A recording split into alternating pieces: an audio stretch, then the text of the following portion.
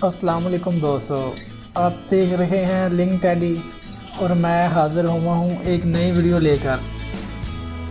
जैसा कि हम सब जानते हैं कि एक डॉक्टर को एक मसीहा का दर्जा दिया जाता है, जो बीमार मरीज़ों को सेहतयाबी की तरफ गामज़न करके उनको बेदार करता है।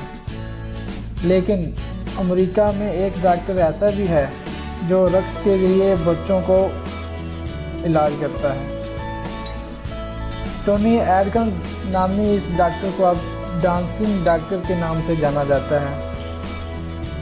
अमेरिकी रियासत कैलिफोर्निया की ऑरेंज काउंटी में मुकीम टोनी एडकंस बच्चों के नर्व सर्जन हैं, जिनका मानना है कि हंसी से बेहतर कोई दवा नहीं। यही वजह है कि वो अपने पास आने वाले मरीज़ बच्चों को डांस करके खुश करते हैं। टोनी का कहना है कि मरीज़ों के साथ घुल मिल जाना किसी दवा से ज़्यादा मुअस्सर साबित होता है।